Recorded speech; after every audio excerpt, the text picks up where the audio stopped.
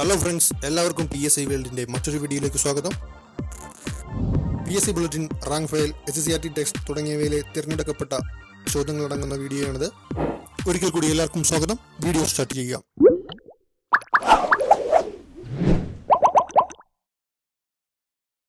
ആദ്യത്തെ ക്വസ്റ്റ്യൻ: തോൽവിറക സമരവും മേച്ചിൽപ്പുല്ല് സമരം നടന്ന ജില്ലകൾ.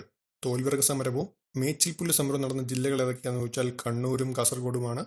തോൽവിറക സമരവും മേച്ചിൽപ്പുല്ല് സമരവും നടന്ന ജില്ലകൾ കണ്ണൂരിലും കാസർഗോഡുമായിട്ടാണ് തോൽവിറക സമരവും മേച്ചിൽപ്പുല്ല് സമരവും നടന്നത്. ഓക്കെ, കണ്ണൂർ, കാസർഗോഡ് ഓർത്തിരിക്കുക. ഐക്യകേരളത്തിലെ ആദ്യത്തെ നിയമസഭാ സമ്മേളനം നടന്നത് എന്ന്. ഡേറ്റാണ് ചോദിച്ചിരിക്കുന്നത്.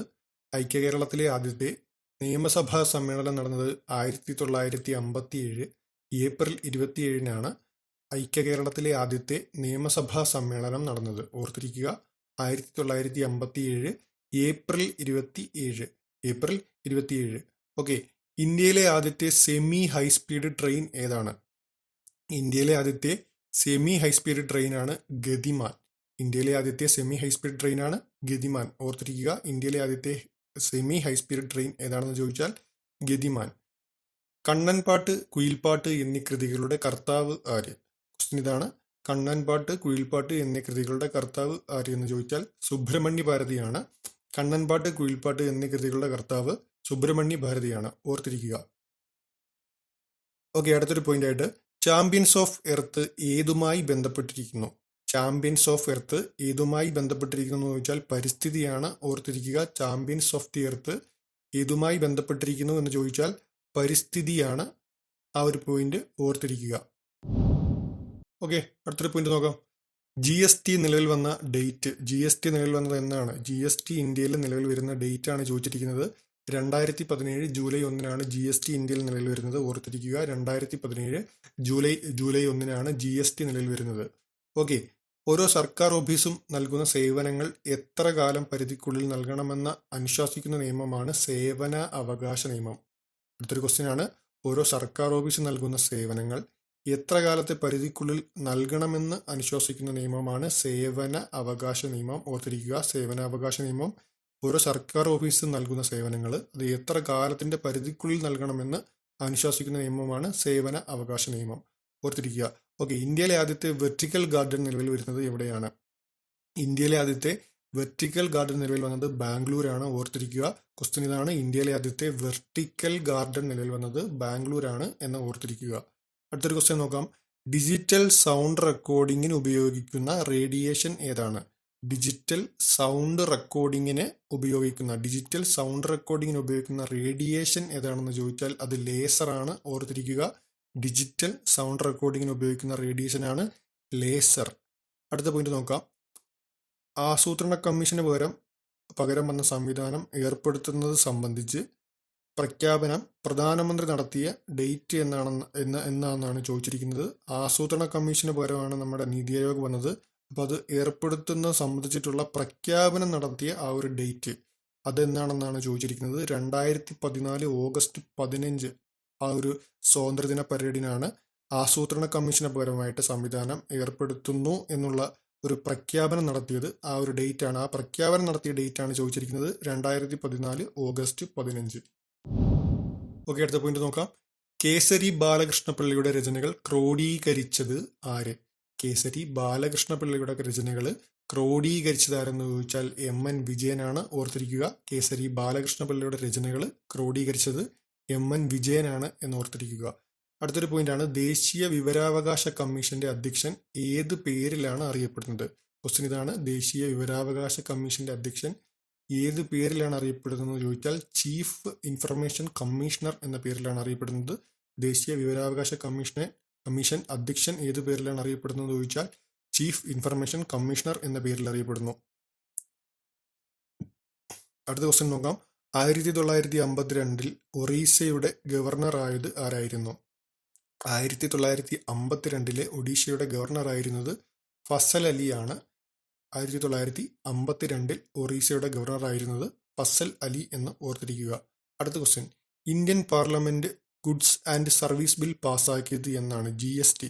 Indian parliament goods and service bill പാസ്സാക്കിയത് 2016 ഓഗസ്റ്റിലാണെന്ന് ഓർത്തിരിക്കുക. Indian parliament goods and service bill പാസ്സാക്കിയത് 2016 ഓഗസ്റ്റിലാണ്. ഓക്കെ, അടുത്ത ക്വസ്റ്റ്യൻ നോക്കാം. ഇന്ത്യൻ ഭരണഘടനയുടെ 18ാം ഭാഗം എന്തുമായി ബന്ധപ്പെട്ടിരിക്കുന്നു? ക്വസ്റ്റ്യൻ ഇതാണ്. ഇന്ത്യൻ ഭരണഘടനയുടെ 18ാം ഭാഗം എന്തുമായി ബന്ധപ്പെട്ടിരിക്കുന്നു എന്ന് ചോദിച്ചാൽ അടിയന്തരാവസ്ഥ. ഓർത്തിരിക്കുക, ഇന്ത്യൻ ഭരണഘടനയുടെ 18ാം ഭാഗം പാർട്ടാണ് ചോദിച്ചിരിക്കുന്നത്. എന്തുമായി ബന്ധപ്പെട്ടിരിക്കുന്നു എന്ന് ചോദിച്ചാൽ ഉത്തരം ഇതാണ്, അടിയന്തരാവസ്ഥ. ഗാന്ധിജി ആദ്യമായി കേരളത്തിൽ വന്നത് എന്തിനായിരുന്നു? ഖിലാഫത്ത് സമരത്തിന്റെ പ്രചരണാർത്ഥമായിരുന്നു ഗാന്ധിജി ആദ്യമായിട്ട് കേരളത്തിൽ വന്നത്. ഇപ്പൊ ഗാന്ധിജിയുടെ ആദ്യത്തെ കേരള സന്ദർശനം എന്തിന്റെ അടിസ്ഥാനത്തിലായിരുന്നു എന്ന് ചോദിച്ചാൽ ഖിലാഫത്ത് സമരത്തിന്റെ ആ ഒരു പ്രചരണാർത്ഥമായിരുന്നു ഗാന്ധിജി ആദ്യമായിട്ട് കേരളത്തിൽ വന്നത്. ഇപ്പൊ ഇത് പ്രീവിയസ് ക്വസ്റ്റ്യൻ ആണ്, അപ്പം ഓർത്തിരിക്കുക, ഗാന്ധിജി ആദ്യമായി കേരളത്തിൽ വന്നത് ഖിലാഫത്ത് സമരത്തിന്റെ പ്രചരണാർത്ഥം. അടുത്ത ക്വസ്റ്റ്യൻ നോക്കാം. 1877 ഇംഗ്ലീഷുകാരനായ ജോൺ മൺറോയും പൂഞ്ഞാർ രാജാവായിരുന്ന കേരളവർമ്മയും തമ്മിലുണ്ടാക്കിയ കരാറിന്റെ ഫലമായിട്ട് സ്ഥാപിതമായ കമ്പനി ഏതാണ്? ഓക്കെ, 1877 ഇംഗ്ലീഷുകാരനായ ജോൺ മൺറോയും പൂഞ്ഞാർ രാജാവായ കേരളവർമ്മയും തമ്മിലുണ്ടാക്കിയ കരാറിന്റെ ഫലമായിട്ടുണ്ടായ ആ ഒരു കമ്പനി ഏതാണെന്ന് ചോദിച്ചാൽ കണ്ണൻ ദേവനാണ്. ഓർത്തിരിക്കുക, കണ്ണൻ ദേവൻ ഓർത്തിരിക്കുക. അത് ഇംഗ്ലീഷുകാരനായ ജോൺ മൺറോയും പൂഞ്ഞാർ രാജാവായിട്ടുള്ള കേരളവർമ്മയും തമ്മിലുണ്ടാക്കിയ കരാറിന്റെ ഫലമായിട്ടുണ്ടായ കമ്പനിയാണ് കണ്ണൻ ദേവൻ. ഓക്കെ, അടുത്തൊരു ക്വസ്റ്റ്യൻ നോക്കാം. Indian cricket control board secretary പദവി അലങ്കരിച്ച ഏക മലയാളി. ക്വസ്റ്റ്യൻ ഇതാണ്. ഇന്ത്യൻ ക്രിക്കറ്റ് കൺട്രോൾ ബോർഡിന്റെ സെക്രട്ടറി പദവി അലങ്കരിച്ച ഏക മലയാളി ആരായിരുന്നു എന്ന് ചോദിച്ചാൽ SK നായരാണ്. ഓർത്തിരിക്കുക, ഇന്ത്യൻ ക്രിക്കറ്റ് കൺട്രോൾ ബോർഡിന്റെ സെക്രട്ടറി പദവി അലങ്കരിച്ചിരുന്നത് SK നായരായിരുന്നു എന്ന പോയിന്റ് ഓർത്തിരിക്കുക. ഏക മലയാളിയാണ് SK നായർ. അടുത്ത ക്വസ്റ്റ്യൻ നോക്കാം. വന്ദേമാതരം ഉൾപ്പെടുത്തിയിരിക്കുന്ന ആനന്ദമഠം ആ ഒരു കൃതി ഏതു സാഹിത്യ വിഭാഗത്തിൽപ്പെടുന്നതാണ്? പ്രീവിയസ് ആണ്. അപ്പം വന്ദേമാതരം ഉൾപ്പെടുത്തിയിട്ടുള്ള ആ ഒരു ആനന്ദമഠം എന്ന കൃതി ഏതു സാഹിത്യ വിഭാഗത്തിൽപ്പെടുന്നതാണെന്ന് ചോദിച്ചാൽ അതൊരു നോവലായിരുന്നു എന്ന് ഓർത്തിരിക്കുക. ആനന്ദമഠം എന്ന കൃതി ഏത് സാഹിത്യ വിഭാഗമായിരുന്നു എന്ന് ചോദിച്ചാൽ നോവലായിരുന്നു എന്ന് ഓർത്തിരിക്കുക. അടുത്ത പോയിന്റ് നോക്കാം. മോഹിനിയും രുഗ്മാഗതനും എന്ന പെയിന്റിങ് വരച്ചത് ആര്? മോഹിനിയും രുഗ്മാഗതനും എന്ന പെയിന്റിങ് വരച്ചത് ആര്? രാജാ രവിവർമ്മ. ഓർത്തിരിക്കുക, മോഹിനിയും രുഗ്മാഗതനും എന്ന പെയിന്റിങ് വരച്ചത് രാജാ രവിവർമ്മയായിരുന്നു. ഓക്കെ, ഇനി അടുത്ത സെക്ഷൻ നോക്കാം. അനന്തപത്മനാഭൻ തോപ്പ് എന്നറിയപ്പെടുന്ന ദ്വീപ് ഏതാണ്? അനന്തപത്മനാഭൻ തോപ്പ് എന്നറിയപ്പെട്ടിരുന്ന ദ്വീപായിരുന്നു പാതിരാമണൽ. ഓർത്തിരിക്കുക, അനന്തപത്മനാഭൻ തോപ്പ് എന്നറിയപ്പെടുന്ന ദ്വീപായിരുന്നു പാതിരാമണൽ.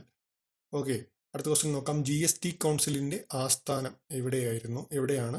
ന്യൂഡൽഹിയിലാണ്. GST കൗൺസിലിന്റെ ആസ്ഥാനം ചോദിച്ചാൽ ന്യൂഡൽഹി ആണെന്ന് ഓർത്തിരിക്കുക. GST കൗൺസിലിന്റെ ആസ്ഥാനം ന്യൂഡൽഹി. അടുത്ത പോയിന്റാണ്. ഗംഗ, യമുന എന്നീ നദികൾക്ക് വ്യക്തി പദവി കണക്കാക്കണമെന്ന് വിധി പുറപ്പെടുവിച്ച കോടതിയാണ് ഉത്തരാഖണ്ഡ് ഹൈക്കോടതി. ഗംഗയ്ക്കും യമുനയ്ക്കും എന്നീ ഈ രണ്ട് നദികൾക്കും വ്യക്തിത്വ പദവി നൽകണമെന്ന് വിധി പുറപ്പെടുവിച്ച കോടതി ഏതായിരുന്നു എന്ന് ചോദിച്ചാൽ ഉത്തരാഖണ്ഡ് ഹൈക്കോടതിയാണ്. ഓർത്തിരിക്കുക, ഉത്തരാഖണ്ഡ് ഹൈക്കോടതിയാണ് ഗംഗാ നദിക്കും യമുന നദിക്കും വ്യക്തിത്വ പദവി നൽകണം എന്ന് കണക്കാക്കണമെന്ന് വിധി പുറപ്പെടുവിച്ചത്. അടുത്ത പോയിന്റ് നോക്കാം. പ്രീവിയസ് ആണ്. സംസ്ഥാന തലത്തിൽ പൊതുപ്രവർത്തകർക്കും ഉദ്യോഗസ്ഥർക്കുമെതിരെയുള്ള കേസുകൾ കൈകാര്യം ചെയ്യുന്ന സ്ഥാപനം. ഓക്കെ, സംസ്ഥാന തലത്തിൽ അഴിമതി തടയാനായിട്ട് പൊതുപ്രവർത്തകർക്കും ഉദ്യോഗസ്ഥർക്കുമെതിരെയുള്ള കേസുകൾ കൈകാര്യം ചെയ്യുന്നത് ലോകായുക്തയാണ്. സംസ്ഥാന തലത്തിലാവുമ്പോൾ അത് ലോകായുക്തയാണ്. അതേസമയം കേന്ദ്ര തലത്തിലാവുമ്പോൾ അത് ലോക്പാലാണ്. ഓർത്തിരിക്കുക, സംസ്ഥാന തലത്തിൽ ലോകായുക്ത. അടുത്ത ദിവസം നോക്കാം. കശ്മീരില്ലാത്ത ഇന്ത്യ കണ്ണില്ലാത്ത മനുഷ്യനെ പോലെയാണ് എന്ന് പറഞ്ഞ മുഗൾ ചക്രവർത്തി ആരാണ്? ക്വസ്റ്റ്യൻ ഇതാണ്. കശ്മീരില്ലാത്ത ഇന്ത്യ കണ്ണില്ലാത്ത മനുഷ്യനെ പോലെ എന്ന് പറഞ്ഞ മുഗൾ ചക്രവർത്തി ആരായിരുന്നു എന്ന് ചോദിച്ചാൽ അത് ജഹാംഗീർ ആണ്. ഓർത്തിരിക്കുക, കശ്മീരില്ലാത്ത ഇന്ത്യ കണ്ണില്ലാത്ത മനുഷ്യനെ പോലെ എന്ന് പറഞ്ഞത് ജഹാംഗീർ ആണ് എന്ന പോയിന്റ് ഓർത്തിരിക്കുക. ഓക്കെ, ഗാന്ധിജിയുടെ സമരത്തിലൂടെ പ്രസിദ്ധമായ സന്മാർഗദർശിനി വായനശാല എവിടെ സ്ഥിതി ചെയ്യുന്നു? ക്വസ്റ്റ്യൻ ഇതാണ്. ഗാന്ധിജിയുടെ സമരത്തിലൂടെ പ്രസിദ്ധമായിട്ടുള്ള സന്മാർഗദർശിനി വായനശാല എവിടെ സ്ഥിതി ചെയ്യുന്നു? ജില്ലയാണ് ചോദിച്ചിരിക്കുന്നത്. കോഴിക്കോട് ജില്ലയിലാണ് സന്മാർഗദർശിനി വായനശാല. ഓർത്തിരിക്കുക, സന്മാർഗദർശിനി വായനശാല കോഴിക്കോട് ജില്ലയിലാണ് സ്ഥിതി ചെയ്യുന്നത്. അടുത്ത പോയിന്റ് നോക്കാം. ഖിലാഫത്ത് പ്രസ്ഥാനവും ദേശീയ പ്രസ്ഥാനവും ഒരുമിച്ചു പ്രവർത്തിച്ച കാലയളവ്. ക്വസ്റ്റ്യൻ ഇതാണ്. ഖിലാഫത്ത് പ്രസ്ഥാനവും ദേശീയ പ്രസ്ഥാനവും ഒരുമിച്ച് പ്രവർത്തിച്ച കാലയളവാണ് നിസ്സഹകരണ സമരം. ഓർത്തിരിക്കുക, ഖിലാഫത്ത് പ്രസ്ഥാനവും ദേശീയ പ്രസ്ഥാനവും ഒരുമിച്ച് പ്രവർത്തിച്ച കാലയളവാണ് നിസ്സഹകരണ സമരം. ഓക്കെ, അടുത്ത പോയിന്റ് നോക്കാം. കരിന്തണ്ടൻ എന്ന പേര് എന്തുമായി ബന്ധപ്പെട്ടിരിക്കുന്നു? അറിയാം, കരിന്തണ്ടൻ എന്ന പേര് എന്തുമായി ബന്ധപ്പെട്ടിരിക്കുന്നു എന്ന് ചോദിച്ചാൽ താമരശ്ശേരി ചുരമാണ്. അടുത്തൊരു ക്വസ്റ്റ്യൻ നോക്കാം. കരിന്തണ്ടൻ എന്ന പേര് എന്തുമായി ബന്ധപ്പെട്ടിരിക്കുന്നു? താമരശ്ശേരി ചുരം. ഓർത്തിരിക്കുക, കരിന്തണ്ടൻ എന്ന പേര് താമരശ്ശേരി ചുരവുമായിട്ട് ബന്ധപ്പെട്ടിരിക്കുന്നു. ഓക്കെ, അടുത്ത ക്വസ്റ്റ്യൻ നോക്കാം. രാഷ്ട്രം പിന്തുടരേണ്ട മഹത്തായ ആശയങ്ങളും മാർഗങ്ങളും അതുപോലെ ലക്ഷ്യങ്ങളും പ്രതിപാദിച്ചിട്ടുള്ളത് എവിടെയാണ്? ഭരണഘടനയുടെ ഏത് ഭാഗത്താണ് എന്നാണ് ക്വസ്റ്റ്യൻ. അപ്പോൾ രാഷ്ട്രം പിന്തുടരേണ്ട മഹത്തായ ആശയങ്ങളും മാർഗങ്ങളും, അതിൽ തന്നെ ഉത്തരവുണ്ട്. അതുപോലെ ലക്ഷ്യങ്ങളും എവിടെയാണ് പ്രതിപാദിച്ചിട്ടുള്ളത് എന്ന് ചോദിച്ചാൽ മാർഗനിർദ്ദേശക തത്വങ്ങൾ അല്ലെങ്കിൽ നിർദ്ദേശക തത്വങ്ങളിലാണ്. ഓർത്തിരിക്കുക. അടുത്ത ക്വസ്റ്റ്യൻ നോക്കാം. പഴങ്ങൾ പഴുക്കാനായി പുകയിടുമ്പോൾ പുകയിലെ ഏത് ഘടകമാണ് പഴുക്കാൻ സഹായിക്കുന്നത്? ഓക്കെ, ക്വസ്റ്റ്യൻ ഇതാണ്. പഴങ്ങൾ പഴുക്കാനായിട്ട് പുകയിടുമ്പോൾ ആ പുകയിലെ ഏത് ഘടകമാണ് പഴങ്ങൾ പഴുക്കാനായിട്ട് പാകമാകാനായിട്ട് സഹായിക്കുന്നത് എന്ന് ചോദിച്ചാൽ